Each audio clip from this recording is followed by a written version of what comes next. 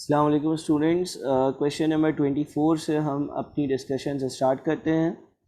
Question number 24 जो है उसकी हेडिंग है पी मेथड और offer in form of bonds part 2। To calculate market value of the bond we compute the present value of all relevant cash flows from bond discounted at its internal rate of return यानी कि IRR। Just like to calculate the market value of one single share we discount all future dividend values using dividend valuation model. किसी भी bond की market value calculate करने के लिए उसके जो फ्यूचर के जितने भी कैश फ्लोज होते हैं उनकी डिस्काउंटिंग करी जाती है using internal rate of return. Sigra is the buyer and Dento is the target. Dento current share price is rupees 4.50. Sigra offers 2% bond for every 16 Dento company shares. The 2% coupon या coupon percentage is the rate applied on bond face value to calculate annual interest payments. Just like dividend percentage is applied to ordinary shares face value to calculate amount of dividend to be paid, bond will be redeemed in 3 years time at ₹100।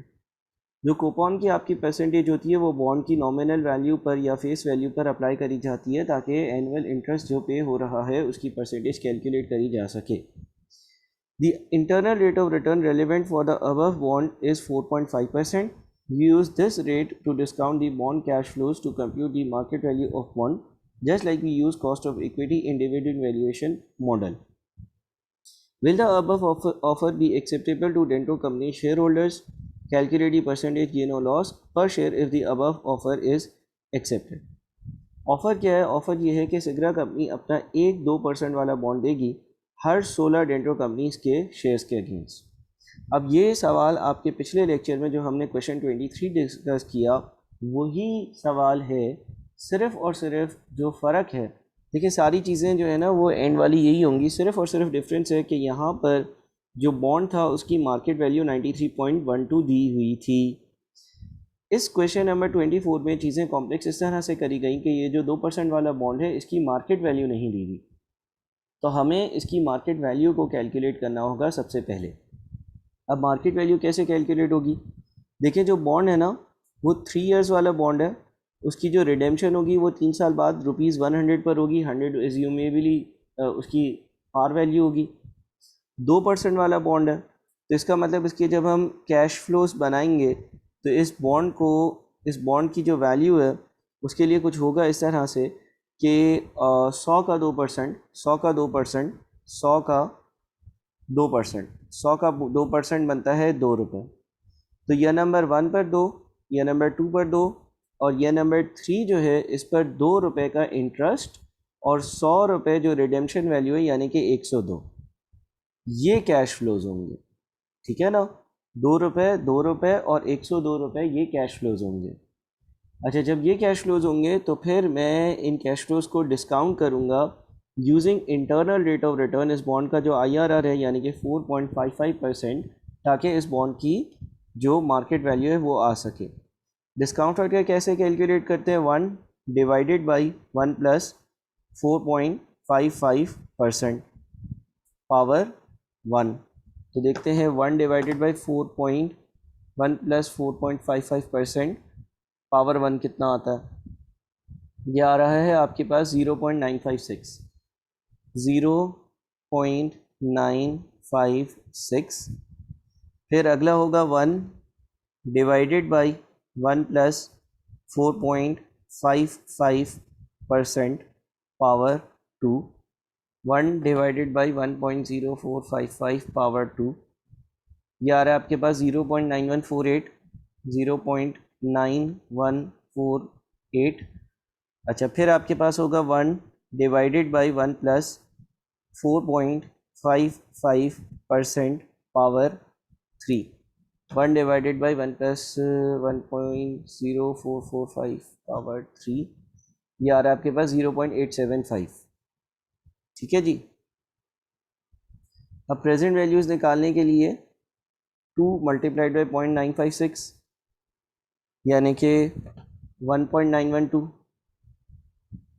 उसके बाद 2 multiplied by 0.9148 यानी कि 1.8296, फिर 102 multiplied by 0.875 यानी कि 89.25। आपने इन सबको add कर लिया 8296 और 1.992, तो ये टोटल आपका 92.99 बन जाता है। 92.99। देखिए किसी भी बॉन्ड की मार्केट वैल्यू निकालने के लिए उसके जितने भी फ्यूचर के कैश फ्लोज हैं उसको आप उसके IRR यानी कि इंटरनल रेट ऑफ रिटर्न से डिस्काउंट करोगे, यानी कि ये इस वैल्यू पर ट्रेडेबल होगा।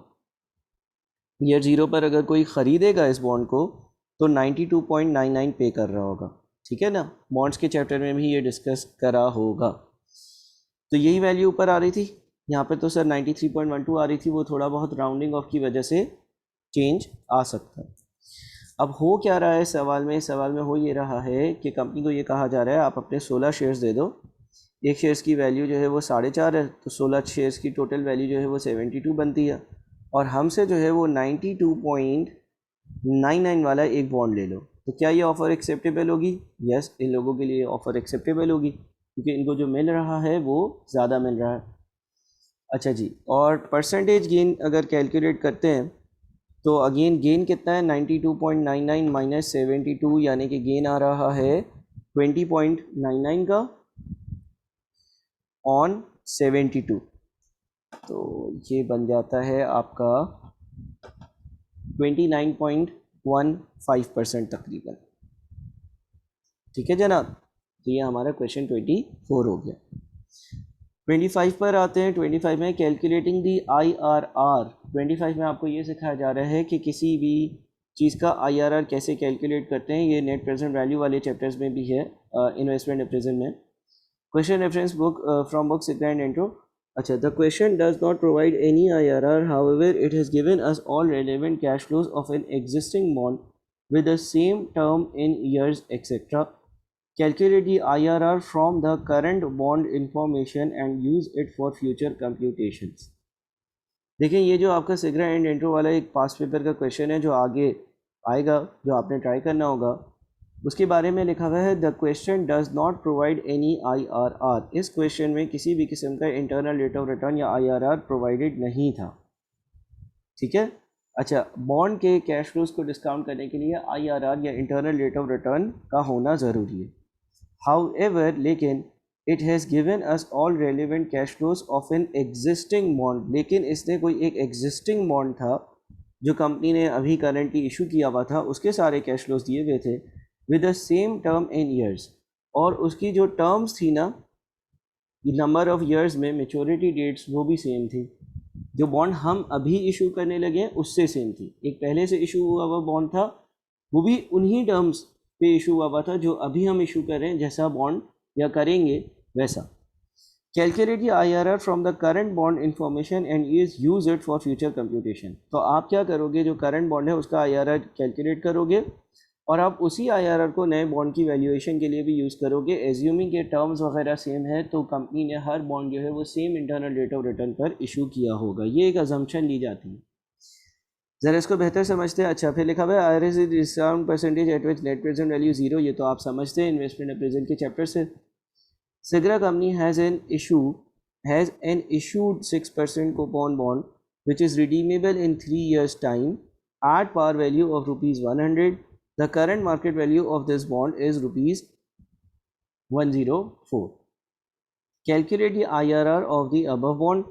To compute a bond IRR, your first step must be to plot all bond relevant cash flows year-wise.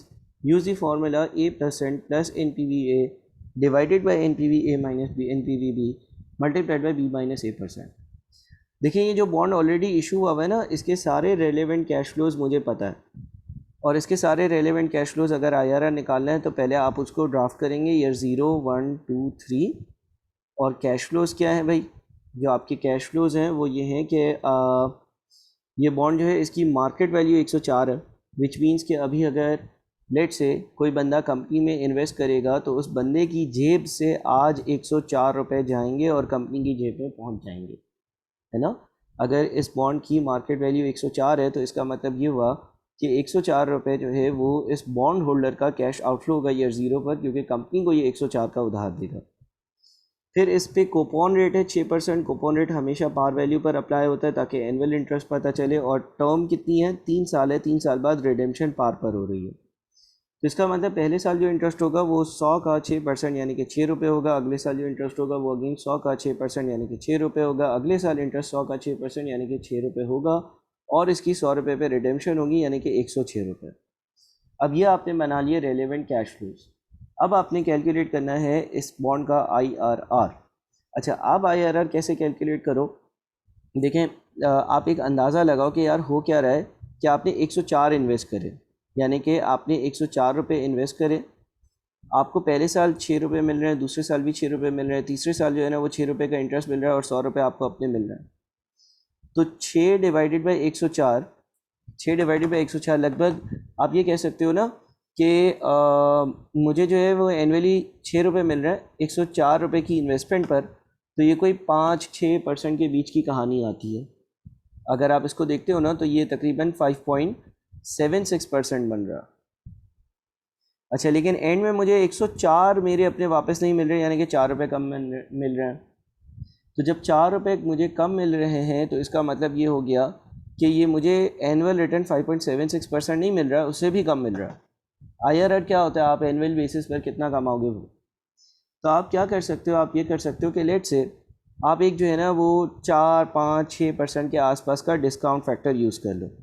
Late से हम डिस्काउंट फैक्टर यूज़ करते हैं 4% के हिसाब से। 4% के हिसाब से हम डिस्काउंट फैक्टर्स कैलकुलेट करते हैं। पहला 1 होगा, फिर 1 डिवाइडेड बाई 1.04, ये आपका बन जाएगा 0.962। उसके बाद डिवाइडेड बाई 1.04, ये बन जाएगा आपका 0.925। उसके बाद वापस से 1.04 से 1 डिवाइडेड बाई 1.04 की पावर 3 यानी कि 0.88। ठीक है, देखिए कैसे कैलकुलेट किया। डिस्काउंट फैक्टर का ये फॉर्मूला है 1 divided by 1 plus I power N. 1 divided by 1 plus I power N. अच्छा, अब 104 मल्टीप्लाइड बाई 1, प्रेजेंट वैल्यूज़ निकालते हैं तो ये नेगेटिव 104 ही रहेगा। उसके बाद 6 मल्टीप्लाइड बाई 0.962 यानी कि ये 5.77 बन रहा है, तकरीबन 5.77 के आसपास कुछ बन रहा है। फिर 6 मल्टीप्लाइड बाई 0.925 यानी कि ये 5.55 बन रहा है। फिर 106 मल्टीप्लाइड बाई 0.88 यानी कि ये 93.28 बन रहा है। तो अब हम देखते हैं कि नेट आंसर कितना आता है। 93.28 प्लस 5.55 प्लस 5.77 माइनस 104, ये बन जाता है आपका 0.6। चेक कर लूँ वापस से, कोई गलती तो नहीं करी। 1 डिवाइडेड बाई 1.04 पावर 3.888889 है, तो हम इसको 89 कर देते हैं क्योंकि मेरे ख्याल में राउंडिंग ऑफ की वजह से बहुत ज़्यादा मसले हो सकते हैं। छोटी छोटी सी अमाउंट्स हैं इस तरह की। और ये 94.34, तो 94.34, 5.55, 5.77 माइनस 104, यार है कोई 1.66, सॉरी 1.66। ठीक है, पॉजिटिव का। अब हमें अपने बेसिक अंडरस्टैंडिंग से इन्वेस्टमेंट अप्रेजल का चैप्टर, या जो बेसिक चैप्टर्स आपने पढ़े थे उससे आपको एक चीज़ की अंडरस्टैंडिंग होनी चाहिए, और वो ये अंडरस्टैंडिंग होनी चाहिए कि अगर इंटरेस्ट की परसेंटेज या डिस्काउंटिंग की परसेंटेज इंक्रीज़ होती है तो NPV या नेट प्रेजेंट वैल्यू जो है वो डिक्रीज़ होती है। और IRR वो परसेंटेज होती है, IRR वो परसेंटेज होती है जिस पर NPV जो है ना वो ज़ीरो हो। IRR वो परसेंटेज होती है जिस पर NPV जो है वो ज़ीरो हो। तो हम एक काम करते हैं कि अब हम नए डिस्काउंट फैक्टर्स कैलकुलेट करते हैं यूजिंग 5%। 5% के हिसाब से नए डिस्काउंट फैक्टर्स कैलकुलेट करते हैं। ये 0, 1, 2, 3। कैश फ्लो सेम रहेंगे, 104 नेगेटिव। उसके बाद 6, 106। 5% के हिसाब से ये 1 बनेगा। फिर 1 डिवाइडेड बाई 1.05 यानी कि आएगा 0.952। उसके बाद 1 डिवाइडेड बाई 1.05 की पावर 2 यानी कि 0.907। उसके बाद 1 डिवाइडेड बाई 1.05 की पावर 3 यानी कि 0.864। प्रेजेंट वैल्यूज़ निकालते हैं। तो ये नेगेटिव 104 रहेगा। उसके बाद 6 मल्टीप्लाइड बाई 0.952 यानी कि 5.712। उसके बाद 6 मल्टीप्लाइड बाई 0.907 यानी कि 5.442। उसके बाद 106 मल्टीप्लाइड बाई 0.864 यानी कि 91.58। इसको नेट ऑफ करते हैं। 91.58 प्लस 5.442 प्लस 5.712 माइनस 104, यह आ रहा है नेगेटिव 1.26। ठीक है। अब IRR का फॉर्मूला अप्लाई करते हैं, ये वाला जो यहाँ पे लिखा हुआ है, और इस फॉर्मूले के हिसाब से A% यानी कि 4% प्लस NPV-A यानी कि 4% वाली NPV डिवाइडेड बाय NPV-A यानी कि 4% वाली NPV माइनस NPV-B। अच्छा, ये माइनस का 1.26 है तो माइनस माइनस प्लस हो जाएगा, multiplied by B minus A% यानी कि 5% माइनस 4%।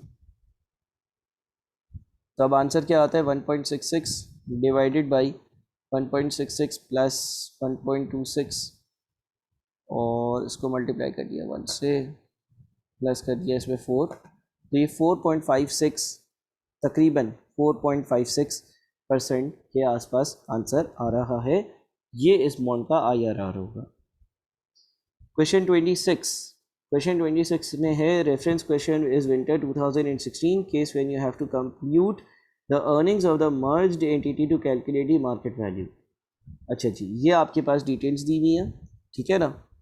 और क्या सिनेरियो है भाई, बोलता है V wishes to acquire B. V एक कंपनी है और वो एक कंपनी को एक्वायर करना चाहती है जिसका नाम बी है। Pre acquisition revenue of V and B are ₹60,000 million and 21.6 million, 21,600 million respectively. Pre-acquisition cost of E and B are these.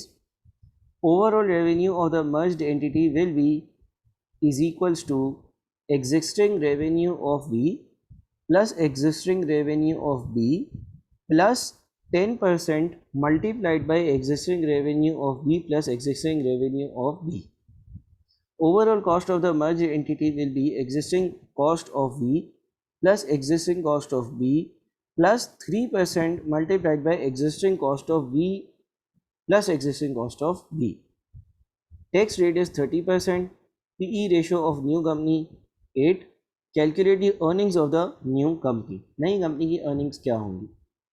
तो देखिए, आप कर यूँ सकते हैं कि भाई रेवेन्यू की हेडिंग डालें, वी लिख दें, बी लिख दें। वी का रेवेन्यू कितना है, वी का रेवेन्यू 60,000 है। बी का रेवेन्यू कितना है, बी का रेवेन्यू 21,600 है। तो इन दोनों का टोटल कितना बनता है 81,600।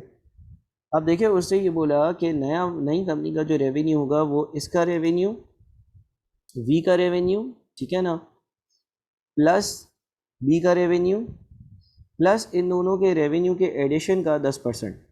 तो मैं एक काम करता हूँ ना, इसी को 1.1 से मल्टीप्लाई कर देता हूँ। अगर मैं इसको 1.1 से मल्टीप्लाई करता हूँ 81,600 मल्टीप्लाइड बाई 1.1 तो ये आ जाता है 89760। 89760। इसी तरह से कॉस्ट की बात करते हैं तो overall cost of the merge entity will be existing cost of V, existing cost of B plus 3% multiplied by existing cost of V and B. यानी कि अगर मैं वी और बी की बात करता हूँ तो ये 48,214.29, उसके बाद 22,009 48,214.29 प्लस 22,009, इन दोनों का एडिशन 70,223 मल्टीप्लाइड बाई, इसको कितने परसेंट से बढ़ाना है, 3% से बढ़ जाएगी कॉस्ट, तो 1.03 से मल्टीप्लाई, यह आ जाएगा आपके पास 72,329.8, 72,329.8 यानी कि 330 कर लेते हैं। तो अब हमारे पास प्रॉफिट बिफोर टैक्स आ जाएगा। प्रॉफिट बिफोर टैक्स क्या होगा, 89,760 माइनस 72,330 विच मीन्स 17430, 17430, ठीक है। टैक्स का रेट 30% है, तो इस पर आपने टैक्स अप्लाई कर दिया 30% के हिसाब से। तो 17430 इंटू 30% इज़ 5229, 5229 माइनस किया तो आपके पास प्रॉफिट आफ्टर टैक्स आ गया। अच्छा, प्रॉफिट आफ्टर टैक्स यानी कि अर्निंग्स आ गई, तो 17430 माइनस 5229, ये बच जाता है 12201, 12201। और आपका जो पीई रेशो है, वो है 8 का। तो आपके पास टोटल जो मार्केट वैल्यू बन जाती है वो 12201 मल्टीप्लाइड बाई 8 यानी कि 97608 बन जाती है।